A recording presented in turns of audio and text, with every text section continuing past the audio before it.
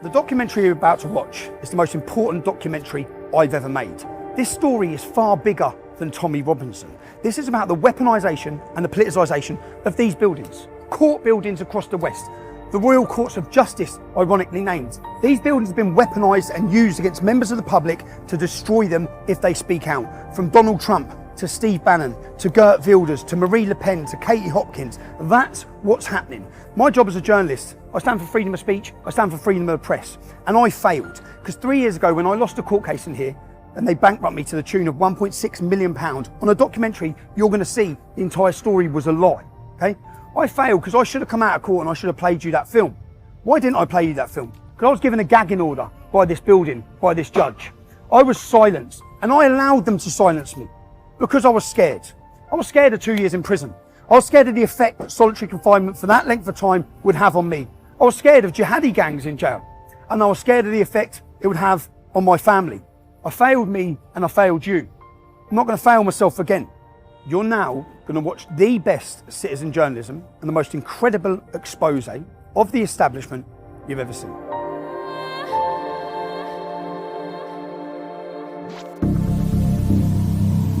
The news is how we find out what's happening in the world. It's how we form our opinions. Opinions based on facts. That's the key. Facts. Facts should be delivered to you by journalists based on the truth. But what if what they're delivering you isn't the truth? What if it's stories that are manipulated to make you think a certain way, to follow a certain narrative, different people's agendas? And what do they do to those who go against that mainstream narrative, those who try to expose the truth? This is a documentary about the lengths they will go to shut down and silence anyone from bringing you, the British public, the truth. Right, Jamal, they are. What's you saying that way? I lost my job over this. Non-disclosure agreements. He's a nasty little piece of shit. Swung the hockey stick over his head and hit me in the spine with it. Well, it's all very good. This kid was out unconscious already. That's just malicious. I'm not standing, you're not going, but no, because what you're doing, I know what you're doing. Tommy, I am gonna mince your kids, mate. This is a documentary about the unholy alliance between the media, the justice system, and our politicians. How they conspire to suppress free speech, how they pervert democracy, and how the truth and your freedoms are just two of the casualties. We will show how the mainstream media deceives people, how they ignore the truth, how the lies of the virtue signalling BBC, ITV and Channel 4 are all about their poisonous agenda, no matter the cost to innocent people. It's also a documentary about how an everyday playground incident between two young lads was spun into global news, at a terrible cost to so many people, not least the two young lads themselves. We will show how the law is being abused, how people driven by hateful ideologies attempt to intimidate and silence anyone who dares to challenge the so-called progressive, so-called liberal narrative. We will show the foolishness of our fear-driven political leaders who jumped on a story, took a side without knowing the truth. Or worse still, knowing it but hiding it, because the truth didn't fit their narrative, regardless of the human cost. And we'll ask three important questions. Firstly, is the media accountable to anyone, in any way, for what they report? Years after the Leveson inquiry, has anything changed, or do they continue to act with impunity? Secondly, is our legal system still fit for purpose? We will show how lawyers who hate Britain but love jihadi warriors have weaponised the law system against us, and how the legal system really only works for the rich. And finally, how do we keep our politicians accountable? If the police, the courts and the state can silence anyone for speaking inconvenient truths, truths that may raise questions about government policy, is the UK any different from China, Russia or Iran in their treatment of dissidents? And of course, for Piers Morgan, for Jeremy Fine, for the BBC, ITV and Channel 4, it's a tutorial on journalism. Keep watching it, you'll learn a lot.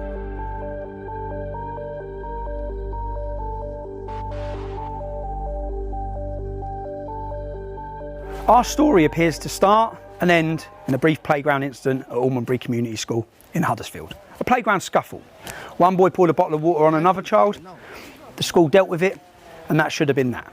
3 weeks later, however, A video clip of the incident surfaced, and within hours, with the help of lawyers and the ignorant rantings of ITV's Piers Morgan and the BBC's Jeremy Vine, it was made into a global news event. And the lives of so many people were turned upside down. Such playground incidents happen every day. So why was this spat between two boys transformed into global news? Well, one of the boys was white and the other a Syrian refugee. At which point the truth of the matter was buried beneath an avalanche of agendas and opportunism. Within hours, the Race Hate Brigade was sharpening their blades. Clearly, when somebody comes from Syria, fleeing Assad's regime, coming to a place like this, when they get treated that way, that's an issue. And the whole world is looking at us. Where are we? We're in Almonbury. Do I say the scene of the incident? Is it a scene is the incident? It's the scene of the Great Lie. I call it the Great Lie because this lie was pushed around the globe. Yeah? This here is the school where the world was told a Syrian refugee was waterboarded by a racist English bully. It was in a playing field here, and do you know what? This is the first time I've been here. Because when this blew up on the news, it's a child's school. Kids are in school. I didn't come outside here. You'd see the scenes outside here where the imam was here with mobs of men, yeah? Mobs of Muslim men. Extremists travelled up from London, such as Ali Dawah, to cause a scene outside this kids' school. Anyway, but I'm here. Why am I here? I'm here because I face a court case. I'm being prosecuted. It's gone to the High Court, and I have to prove. I made a video stating that it was a lie, stating that Jamal wasn't innocent, and telling some facts about Jamal beating up girls, an instance that I'd been warned about by the members of this community to tell the truth about what happened at this school. I've got to prove it in court, so I've come to Huddersfield. I'm now going to knock. I need to find witnesses. I've got addresses for many. I need to knock and talk to them and see who I can get to come to court to help me prove to you, the public. This is about as much as proving in court as proving to you, the British public, that I was the only journalist in the country who told the truth about what happened in this community. The story you were told. You were told that a vulnerable Syrian child refugee had been bullied and waterboarded by a nasty white boy. You were told it was a racist attack. You were told of the dangers of far-right extremism. You were invited to agree that this kind of intolerance could not be tolerated. Was he vulnerable? Was it a racist attack? Our evidence shows the answers to both these questions was no. Was the Syrian lad waterboarded? Why was this word used? What about this? Was that waterboarding? Take a look at this.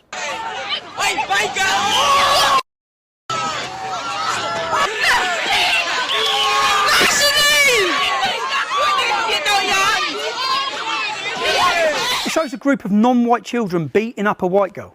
It went viral online, but it wasn't touched by the mainstream media. It wasn't made into a global story. Why not? Meanwhile, the usual suspects had lit the fire and were gleefully stoking the flames. Everybody was exposing the scumbag that did this, who I hope gets severe retribution. And of course, the politicians. They're always quick to jump on the bandwagon. Theresa May, Sajid Javid, Naz Shah, Nicholas Soames, Winston Churchill's grandson. Such moral outrage. And it's not just the media and the politicians. In today's Twitter and Facebook driven worlds where celebrities and groups compete to virtue signal, most of them driven by the warm feeling they get by expressing their moral outrage, or by fear. The fear of what might happen to them if they don't. Everyone who's anyone pumped the Bailey Jamal story.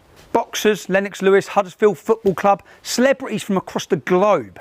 Let's have a look at all of the celebrities and blue tick brigade who pumped the Jamal story. And here are some of the people who pumped the story you watched earlier of the white girl getting beaten up. Sadly, whether it's politicians, celebrities or other groups, none of them are wise enough or pause long enough to ask whether they have the whole story, to check the facts, to find the truth. But why let the truth get in the way of such a good story? And this story was just too good a story. Two lads in a playground scrap is not international news. But racist white thug waterboards helpless Syrian refugee, boom! Racism can't be tolerated, beware of the far right. That's their kind of story. We'll hear more about the militant left later. but they clearly weren't going to miss out on this.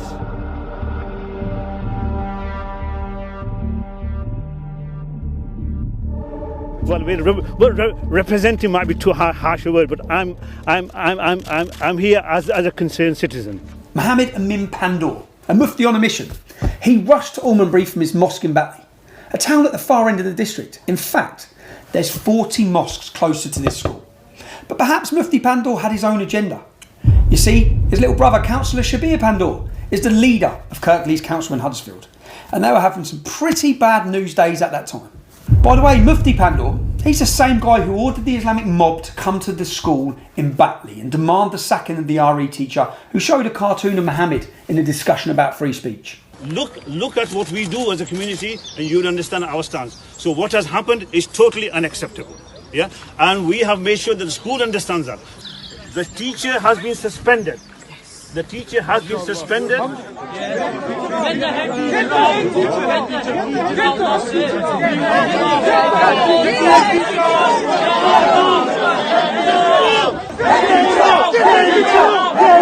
You may recall the teacher had to flee and he's still in hiding under police protection. Luckily, he hasn't ended up like Samuel Paty, the French teacher who was beheaded for having a similar discussion in a classroom about free speech. You see, free speech is essential for any society wishing to maintain intellectual and social progress. But not all societies are bothered about intellectual and social progress. Should we be silenced by the demands of Mufti Pandoor and Sharia law? Should we sacrifice our freedom of speech? Should we sacrifice the free and open exchange of ideas? Should we sacrifice the cultural inheritance of which we are all custodians? But back to the bad news days in Kirklees and the playground incident in 2018. There was also Kirklees councillor Masood Ahmed. I'm not aware of there's a problem at the school. That's something obviously I need to find out in terms of that if there is a problem at the school, and that is something I will definitely be picking up. Now, some of you may remember this. My colleague is going to explain what's going to happen next, right? Am I being arrested? I am being arrested. Causing a breach of peace. I've caused a breach of peace. I'm being arrested.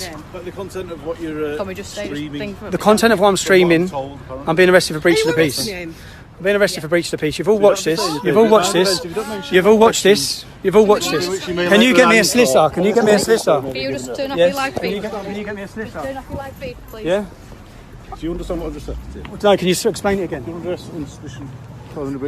What does that mean? What does that mean, officer? At the same time as this playground spat between two young lads, 20 Huddersfield men were being jailed across Yorkshire at Leeds Crown Court for what would be the biggest grooming gang Britain has ever seen. Ultimately, 35 almost exclusively Muslim men would be given 380 years in prison for grooming, trafficking and raping young children, most of whom were known to Councillor Pandoor's Kirklees Council. Mufti Pandoor travelled for half an hour to rabble-rouse a gang outside the school gates over this playground incident, when within a couple of mile radius in Batley, police have arrested a further 99 men in relation to historic sex crimes. So far, 32 have been charged, including one Ibrahim Pandoor, 41 of Batley. That makes it the highest destination of grooming gang arrests anywhere in the UK. We Googled to see what Mufti Pandoor has said about these grooming gang atrocities. Nothing. We Googled to see what Councillor Masood Ahmed's condemnation.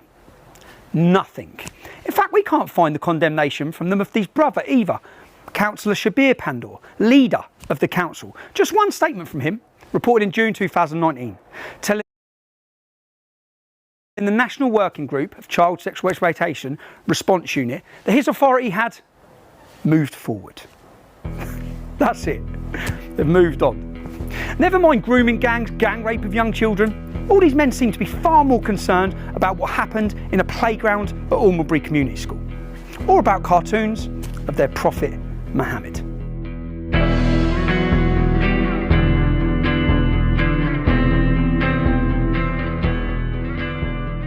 I think I now realise how difficult this is going to be, because everyone we've spoke to today, they're all confirming what I said was true.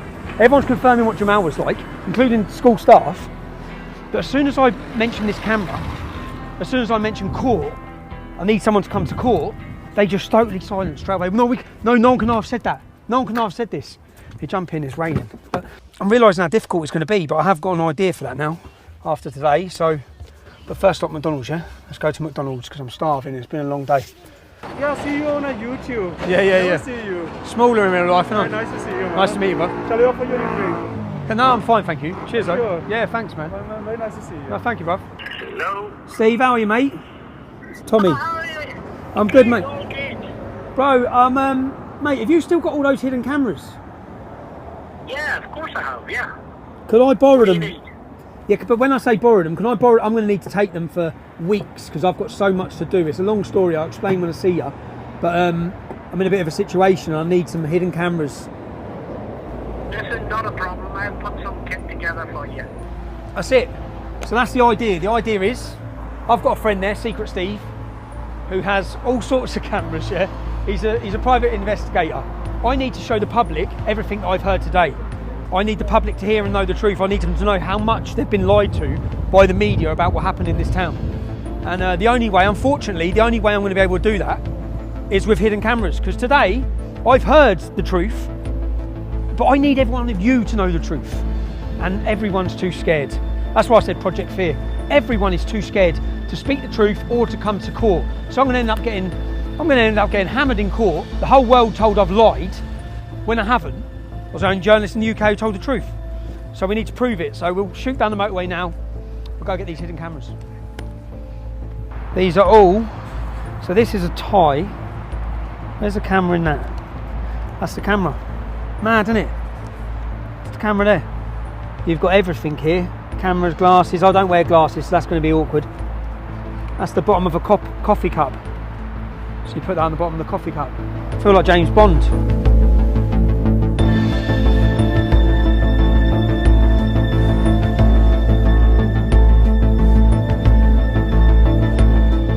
This today,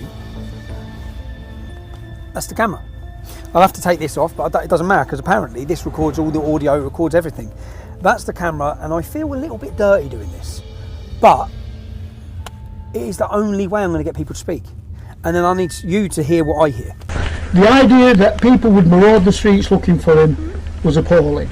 The fact that the video itself, although it showed the accumulation of things that are built up to that, did not deserve what happened to him or to anybody else in that situation. And I'm afraid the media, I call it a perfect storm. I was getting emails from Pakistan, from Australia, from America telling me to resign. So it went worldwide, and I'm afraid I came into teaching to help poor people, and they got rid of me. I've got a problem here. I lost my job over this, and as a result the council has told me that I cannot speak to anybody ever about it. So unfortunately... Well, you lost your job over the Jamal Bailey thing? I was there when it happened, I was there when I dealt with all the situation, and then Ofsted came, then Trevor wasn't there anymore.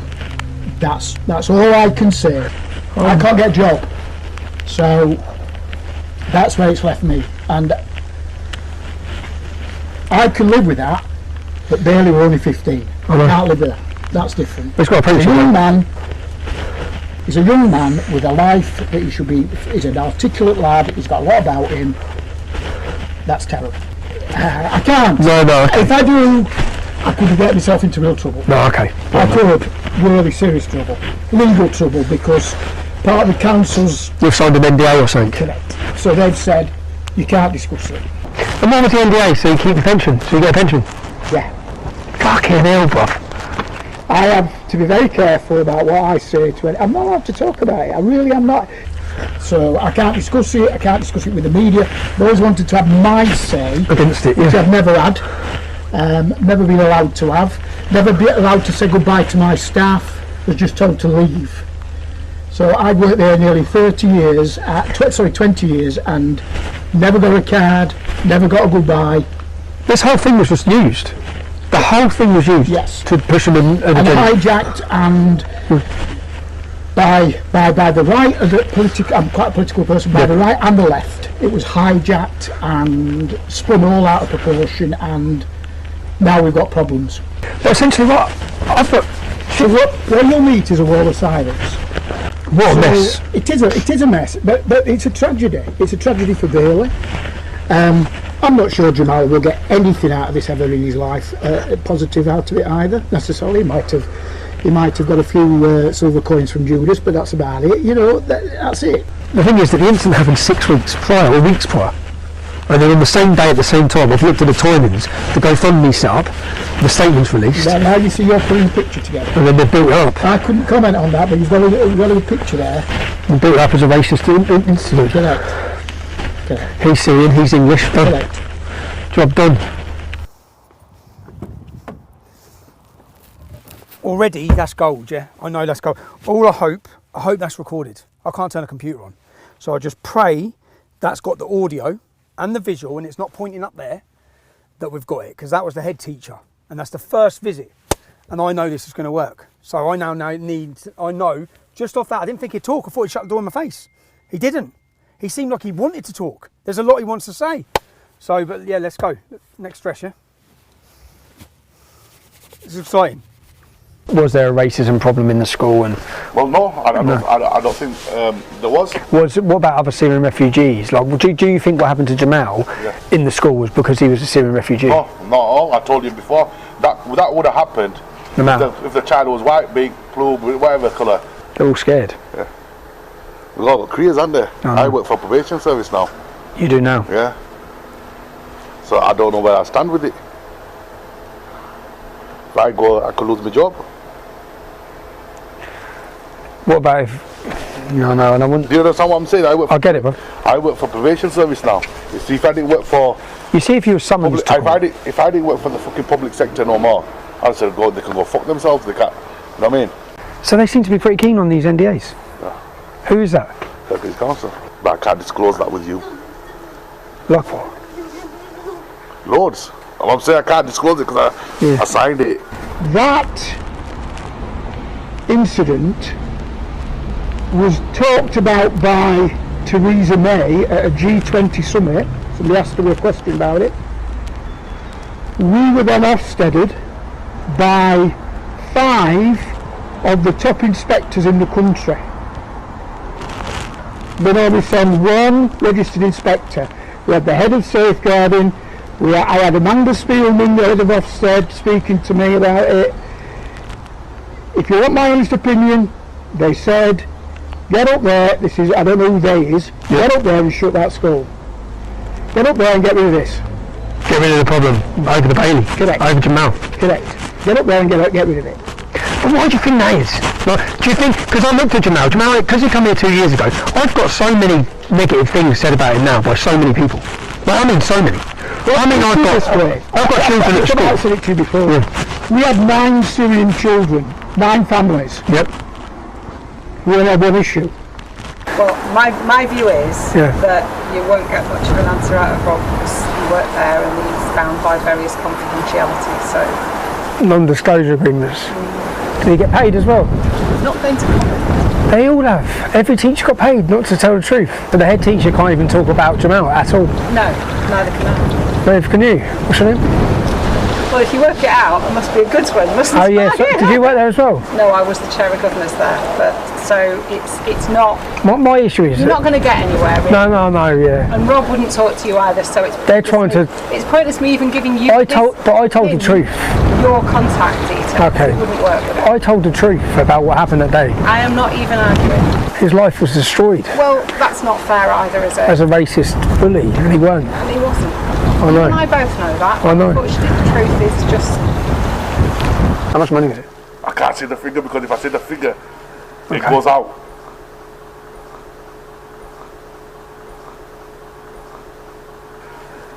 Because mate, 18.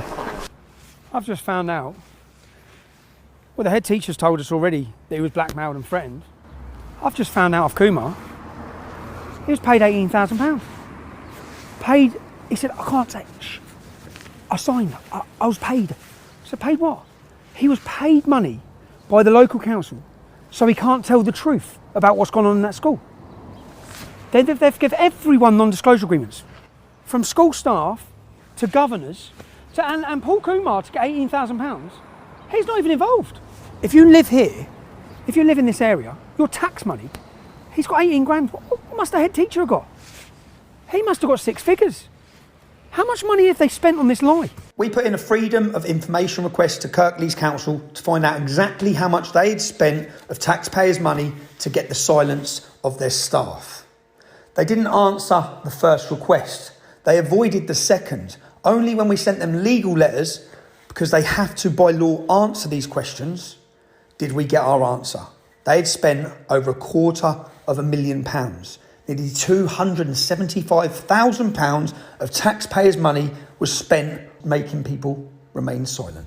But they've spent money silencing everybody, so no one can ever, this is forever, once you sign that agreement, no one can ever tell the truth, while they pushed this manufactured lie that destroyed lives, schools, communities, everyone's life. I've seen life after life after life, person after person's life destroyed, while the council, your local council, Kirklees Council, give away hundreds of thousands of pounds to make sure that the truth can never be told. I can't believe it. I knew from day dot, I asked myself the question, when this was blowing up and I knew the truth, I kept saying, how come no teacher's telling the truth? If all those teachers know what's gone on in that school, how come none of them are coming out and saying? Well, now we know. Now the whole world's going to know. Because Kirklees Council paid them not to. Unbelievable. Unbelievable.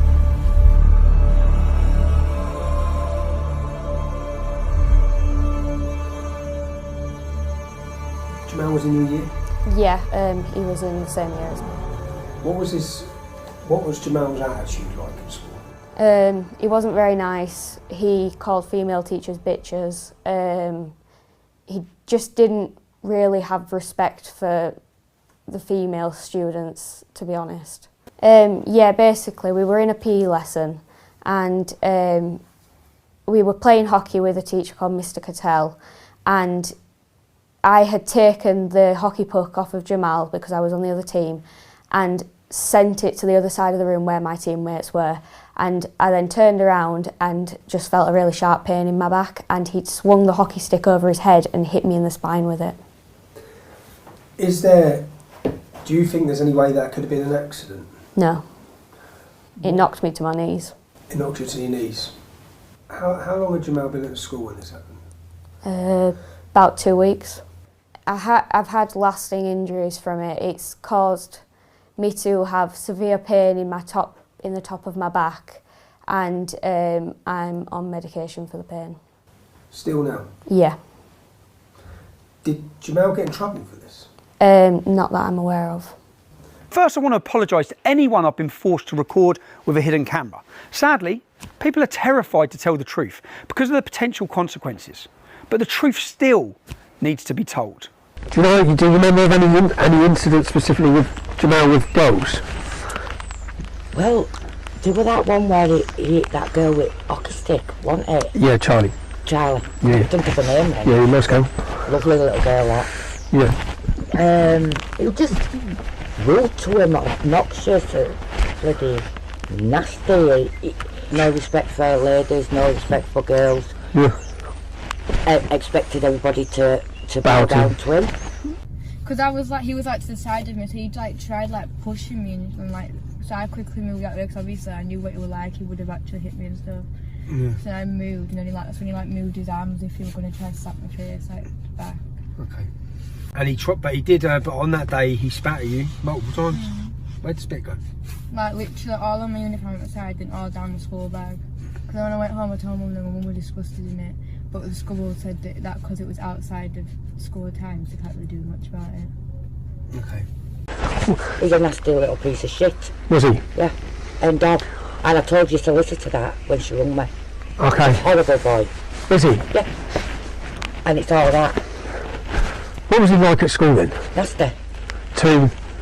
Everybody and anybody. He had no respect for women at all. None. And even staff. No respect for them? No.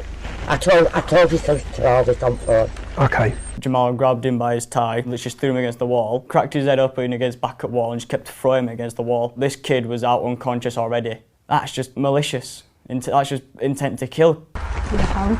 Were they?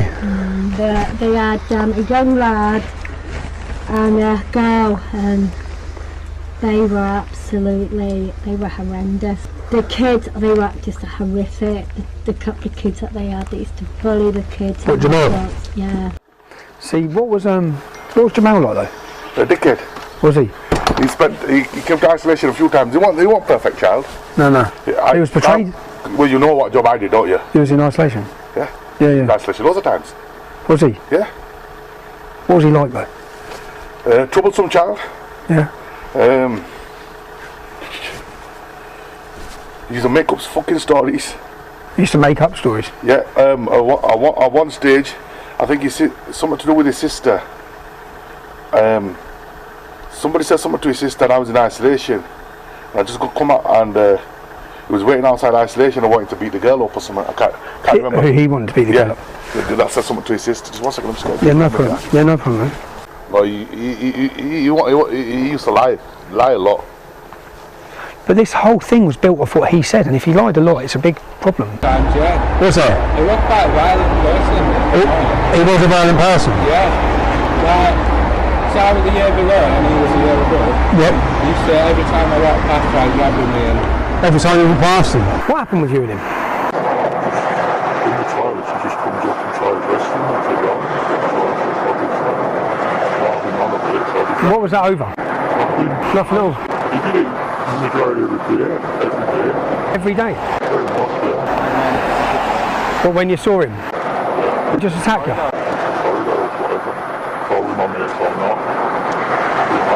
Was he like that with lots of kids? Not really, no. Just certain kids? Yeah, I wouldn't say I'm exactly the strongest person. So he thought he could? Yeah. No. Well, he just randomly attacked you? Yeah. From the spot, anytime. What about, your mum said something about he put something in between his hands? Oh yeah, it was a compass. I remembered it yesterday, just as you went. It was a compass. It got a compass and he was going around like... When he got to me, he went proper hard into me, made me bleed and everything. And I think it was Miss Ennis that proper gave him a telling off. Okay. You know, you said, so say like that incident there, you said some girl said something to Jamal's sister and he waited outside to beat her up. Well, there are testimonies from several children who alleged they were being bullied by him. Younger children, little girls, mostly girls. Is Jamal the innocent victim you've been told? I gathered these testimonies over just a few hours filming in Huddersfield. I could have carried on. Yeah, I was waiting outside isolation to beat the girl up. And about the lies? Yeah, I'd say about Jamal, he used to tell fibs. Several times he got investigated. And it just fucking turned out to be fucking lies. The fact he always lied is a big point. The fact that you know that the police, the school investigated incidents where he said things happened and they turned out to be made up. Yeah, it was fibs. They couldn't have happened. It couldn't happen because I think there was one. The child wasn't even in school that he accused. I can remember. Oh my God. Yeah. Oh my God. I'm sure he accused us another guy called Jaden. I can't remember his last name. Called what? Jaden. He accused Jaden of something. And when me and Miss Ennis investigated, it was fucking bollocks. Not very likeable, really. No. You know, about what he were going to do to sisters and what have you. To Bailey? To Bailey and to others. Oh, and to others. But not a very nice boy. When you say, what was he going to do to the sisters? Well, he told Bailey he was going to rape them. Told Bailey he was going to rape his sister? Oh no, and I've tried to argue that it was in the public's interest for him to know the truth about Jamal. And he was just retaliating. Yeah. You know, which most people do if somebody threatens their sisters. Yeah. But Jamal seems like every kid I've spoke to that he attacked was younger. Yeah. Bully. Who, Jamal? Yeah. Yeah, that's what I'm finding out. Yeah. That's what I remember. He said he was going to stab him, so I think it was science or something. Yeah. If I remember. He said, yeah, so he goes to come and then, what are you saying now? Because that thing of him getting caught with a knife in school, it's like, what? Caught with a knife and a screwdriver? Yeah. Bailey gets expelled for pouring a bottle of water? Yeah. What the fuck? Surely he gets... Have you got a statement on that? No, because there's things missing. But I've got his dad mentioning it in the minutes of a meeting. His dad mentions it in a meeting with the school. His dad mentions about them catching him with a knife and a screwdriver. His dad brought it up. I've got it in black and white. Yeah, so you've got a good case there. I've got it. Yeah, he got caught with a knife. They can't deny it.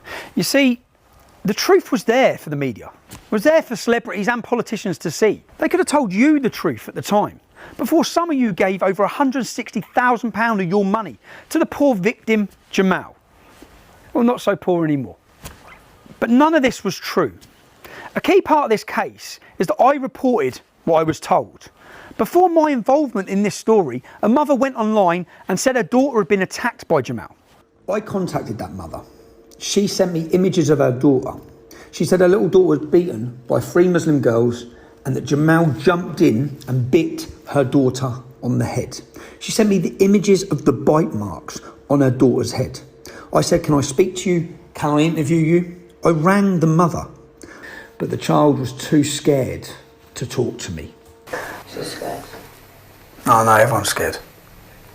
A girl went online and said that she had been attacked by Jamal. Both of these victims deleted their comments. Why? Both of these victims had gone online and reported this before my involvement at all in this case. I simply reported what they were saying.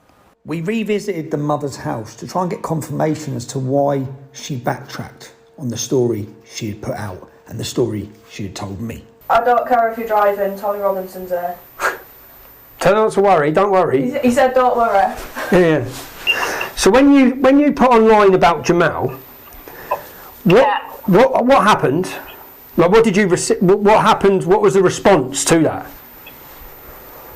What do you mean? I mean, did you receive any? Did I receive threats? Yeah, I did.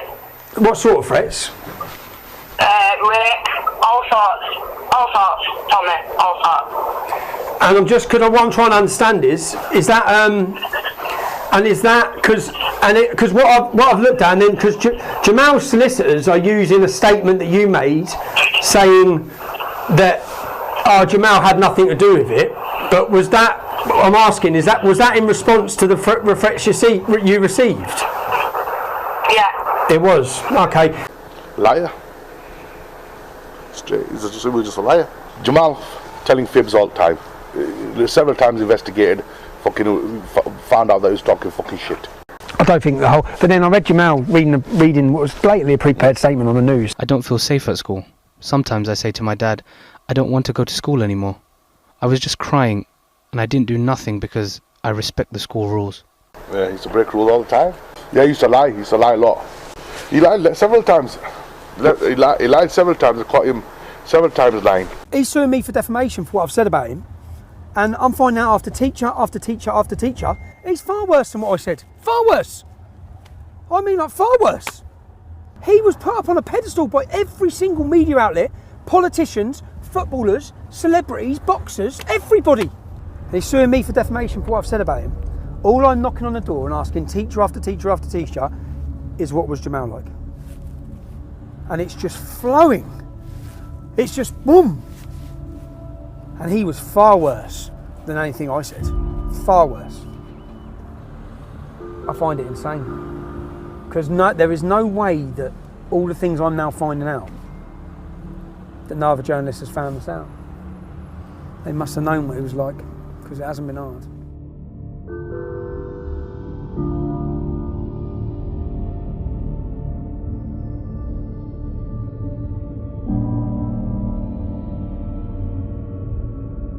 But how they portrayed Paul Bailey was disgusting. It really was. Cool, because that's what I spoke to loads of people who said, no, Bailey wasn't a bully. No, he wasn't. He wasn't racist.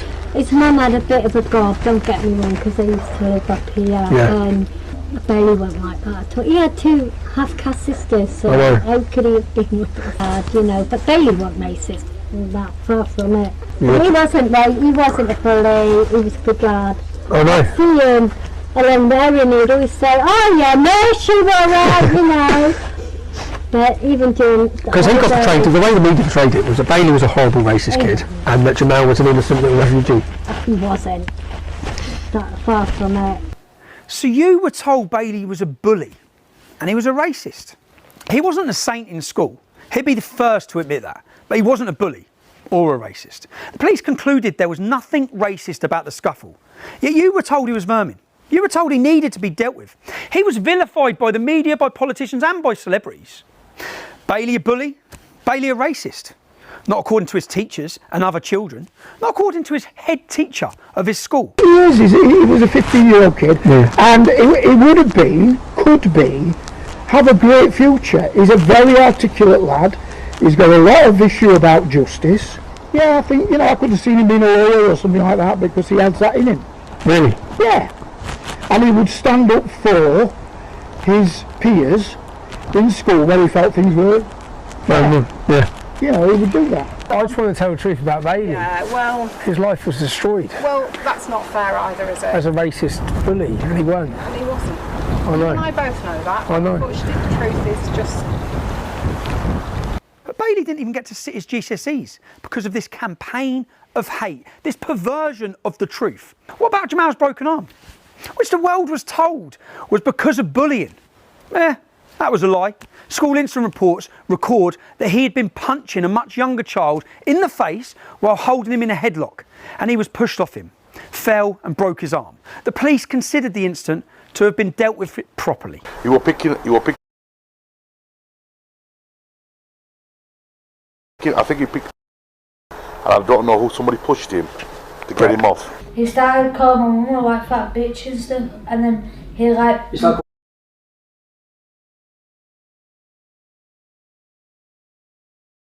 What did your mum make? A white fat bitch. A white fat bitch. And then I went up to him, and then I chucked a bottle at him, and then he put me in a headlock, and then my mate pushed him off me.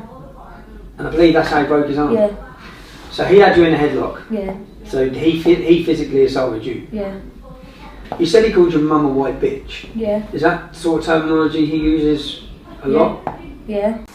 There are all sorts of misconceptions, like the fact that he had a broken arm. I've got two independent witnesses, Taryn. No, he hit a year 8 kid. And another kid in year 11 stepped in and said, "What are you doing?" Pushed him over. Broke his arm. Who he had in the headlock? It must have been just start of year 11, put this kid in a headlock. One of my friends wasn't having it, didn't like how he was behaving, grabbed him and just threw him off him. Like anyone do break up a fight, they just like throw him off him, but this wasn't a fight. This was an all-out brawl, one-sided, completely one-sided, because this kid had no match against Jamal. Just threw him off him and it landed on a curb. How big was the kid? Jamal was in year 11? Yeah, half the size of Jamal easily. Okay. I know he was 12 and Jamal was 15. But it was like kind of like half size-ish, kind of like up to shoulders kind of thing. Yeah. But he still had no match against him. And my friend just grabbed him, threw him off him, and he landed on a curb. And that was about it. So I've read it reported by Jeremy Vine and in the newspapers that that was an incident of Jamal being bullied. No, exact opposite. He was bullying this kid. So you see, people thought that was all part of it. But that's, do you know why that? Can somebody be thrown to the floor with a broken arm? But do you know why they thought it was part of it? Because the solicitor said it was. No, well, that's not true. That genuinely is not true. I could even name it. I won't. But I could name the child in year 8 that he did it to, and I could name the child in year 11 that stepped in. So someone stepped in. Because basically, the school was a pretty good place. Kids had good values. So if you saw a bigger kid hitting a little kid, you'd step in and say, "What are you doing?" Get off him. And we even had it where... Do you know what he said to the year 8 kid? No. Called his mum a white slag. Yes. Now I've got that on camera as well. Now you say it, yes, he would have done that, and that would have been incredibly provocative for him. Even in his statement to court, Jamal claims they were forced to relocate from Huddersfield for their own safety to a different part of the country. Really? Because the records say there was no racial motivation and there was no threat at home. That's what the records say. And this is why the authorities, they refused to move them. And while all this was going on, records also show that his dad, Jihad, his dad's name is Jihad, he'd threatened to kill himself if the rest of his family weren't brought in from Syria. It's not surprising that some authorities expressed concerns that Jihad Hijazi was trying to manipulate the system to get what he wanted, including better housing. You were not told the truth, the whole truth and nothing but the truth. You weren't told anything approaching the truth by the mainstream media. And in Jihad Holy War's statement to the court, Jihad said that he wished he had died in the war with his family rather than go through what happened at Almondbury Community School. Really? He wished he was dead and all his family were dead, rather than go through this school playground incident. Listen to the clip again. Say no then. Nothing. Say no then. Say no then. Hey, nowhere. Fuck, say nowhere. Listen to what Bailey's saying. He's asking Jamal repeatedly, what are you saying now? It wasn't a random attack. It wasn't a racist attack. Bailey didn't threaten to stab Jamal. The playground incident was not the beginning of the story. It was a culmination of many events. Not least, it was a response to Jamal's alleged threats to rape Bailey's younger sisters. They were about 9 years old at the time of this. So as a girl at that school, when you saw the portrayal of what happened with Bailey and him, because he was painted as this innocent little kid. He wasn't innocent. He started in everyone. He started in everyone. And I used to see him bully Bailey's little sisters and stuff, so...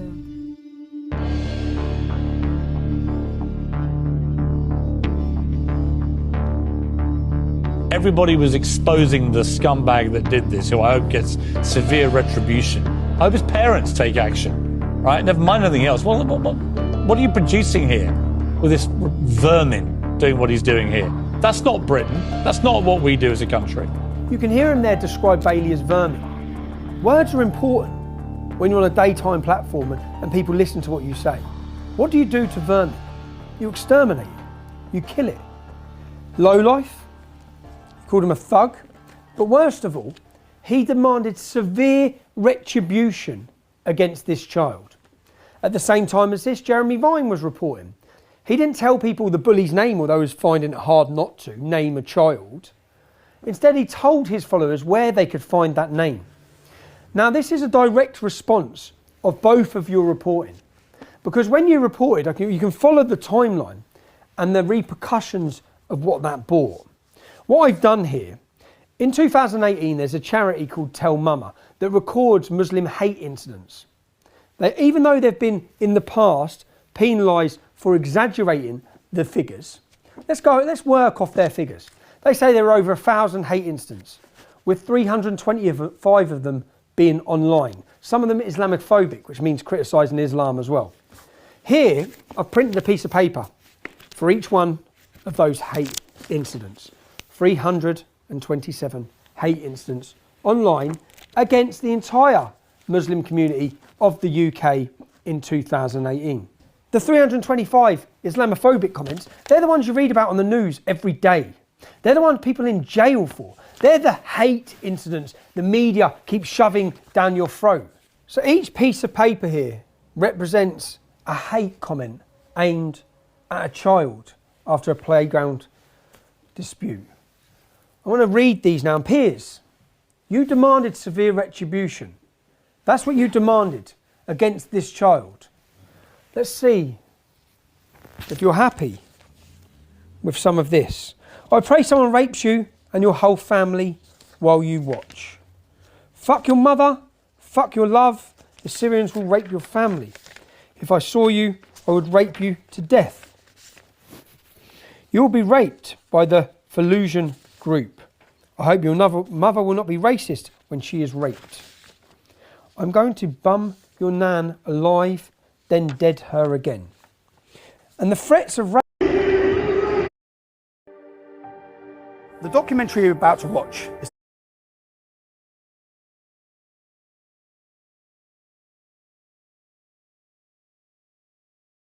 in Huddersfield with your little sisters. Muslim men are jailed in the biggest scandal in the history of our country for mass rapes in that town. And then you're receiving and you're reading these messages. You're going to die. You're going to fucking die. We're going to strangle your mum, your dad, your friends. I'll kill your whole family. I can't wait to find you so I can slit your throat. You're the person who should be killed in those ISIS videos. You, your parents and your whole family have to be burned. Do everyone a favour and fucking off yourself. Looking at you makes me want to commit suicide. Go commit suicide, you oxygen thief. Jump off a bridge, bro. Do humans a favour and kill yourself. We don't want you and you don't belong in this world. Again, imagine being that child reading them. Piers, is that severe enough for you? This is a mental health record for Bailey McLaren. Bailey was referred to Luton CAMS by Luton and Dunstable Psychiatry Liaison on the 31st of December 2018. Reason, patient involved in incident in Huddersfield and has been relocated to Luton with family. Patient unable to cope with not returning home and has taken an overdose. So this lie, this narrative, this agenda, which comes before anything else, by the politicians, by the media, that was pumped. This child, it doesn't matter. His life didn't matter. You know, if he killed himself, no one would have cared. We wouldn't have heard condemnation from any of the politicians or from any of the media. No one cared. Because everyone, from start to finish in this story, is collateral damage, so long as they have the narrative. And Piers, you have a son. You have children. Demanding severe retribution against a child for a school playground dispute is unforgivable. You sit there and you preach. You preach against us. You make your accusations against me. Never have I labelled Muslim children as vermin. Never have I demanded my followers to commit severe retribution against anybody. And this is what the media, the politicians and the celebrities created, aided and abetted by the left-wing activism and the selective indignation of Islam. Hypocrites out there might say, who cares? That's what he deserved, right? Imagine for one moment if I had incited violence against a young Muslim lad in the reversal of this situation. And you see, in a district where a generation of young girls have been raped,